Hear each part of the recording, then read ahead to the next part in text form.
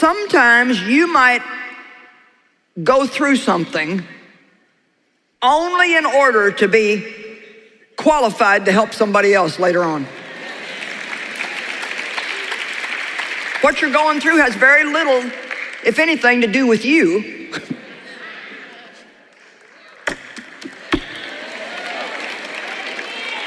You're in school.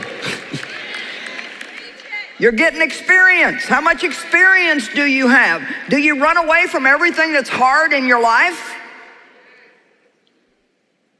If you go to a church and you want to be the worship leader and they won't even let you sing in the choir, do you just leave and go to another church?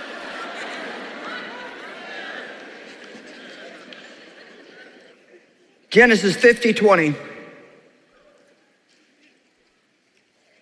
With all the stuff that Joseph went through, and now God had promoted him, man, he went from the pit to the palace. His brothers now had come and bowed down to him like he saw in his dream that they would, because now he was in charge of all the food in Egypt, and there was a famine. Watch this. They needed food. They were afraid that Joseph now would take revenge on them. And he said, I'm not in the place of God. Now, Genesis 50:20, as for you, you thought evil against me, but God meant it for good. Now listen, to bring about that many people should be kept alive as they are this day. See, we usually just get the first part of that. You meant it for harm, God meant it for good. But now he's saying, and I went through that. God used your wickedness. It became a sanctified experience, and I went through that just so I would have enough experience, gain enough wisdom, be qualified enough now to be in this position at this time in the world so I can distribute the food to the starving people. Come on, is anybody seeing this? Is it maybe making some of the things that you're going through a little more understandable? Maybe just a little bit more. And I'm not saying it's right. I'm not saying it's fair. I'm not saying the people mistreating you are right. All I know is sometimes God will use somebody else's wickedness to work something good in me.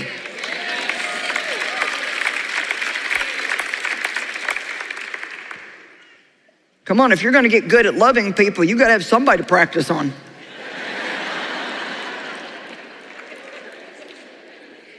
What's the truth? Oh, God, help me love everybody. But just don't put anybody around me that's not sweet and nice. Age and experience teach us what's truly important in life. Okay, listen, when I was 36, man, I was new in ministry. I was working at a church then. I was on the staff of this church in St. Louis, and it was small still, but it was growing real rapidly, and just a lot of great things were happening, and I just felt so important because I was on the staff. And I had a seat on the front row that had a sign with my name in it every week.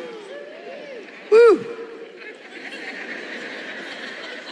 And I remember, like, the few really important people, they had a parking place with their name on it. And oh my gosh, I was believing God for a parking place with my name on it. I'm just telling you the truth. When I look back now and I think of some of the things that I really used my faith for, Lord help us. And oh my, I remember the day that I got a parking place with my name on it. Woo! And it was only 2 spaces down from the pastor. Whoa! How important can you be? Well, now, probably when I came into this city, there were billboards with my name on it. And I didn't pay any attention to them, didn't see them. And even if I would have, it wouldn't have done one thing for me, because thank God now at 73, I know having my name on a parking place is not really all that important. Is anybody awake out there? But here's the thing. When we are insecure and trying to find our worth in things other than Christ, we love seeing our name on stuff.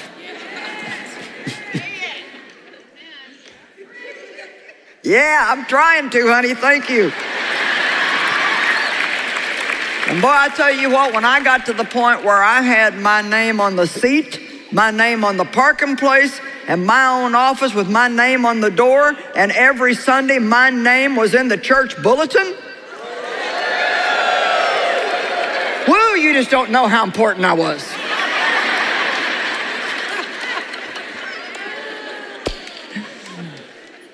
And I had this ladies' meeting that I did on Thursday morning, and I can so clearly remember proudly teaching my 4-part series on humility. Some of these sanctified experiences you're going through, I'm telling you the truth, later you'll look back. We do not learn things just because we read them or just because we hear one sermon. I could preach you the same sermon 200 times, and although it might renew your mind, it's not going to get worked into your soul until you have to put it to the test in your everyday life. I'll tell you what, at 40, I must have thought that being right was the most important thing in the world, because I certainly engaged in many arguments trying to prove my point in every disagreement. However, I finally learned, and do you know, you cannot find one place in the Bible where Jesus ever tried to prove that he was right about anything. He said, whatever you think.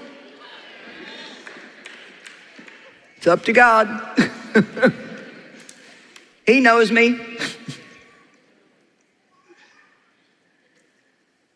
I started so many arguments and got into so much strife trying to prove I was right over some of the stupidest stuff.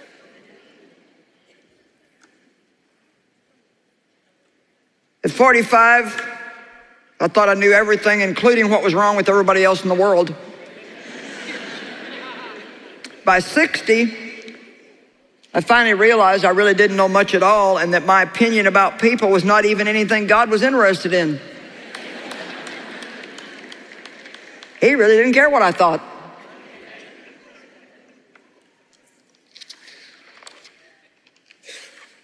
If you're 20, 25, 30, you may think that you know so much, but you give it another 10 or 15 years and you'll find out you don't know hardly anything.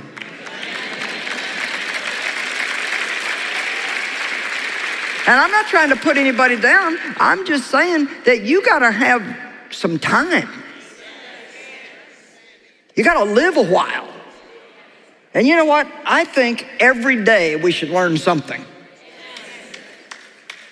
You know, one of the things that I've learned in my years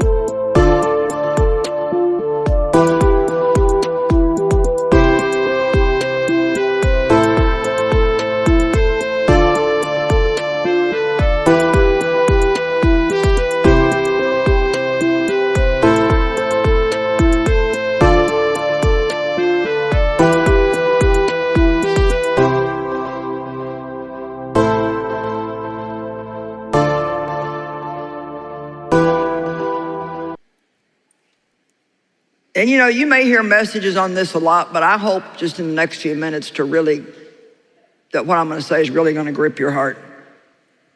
I have learned that forgiving people who hurt us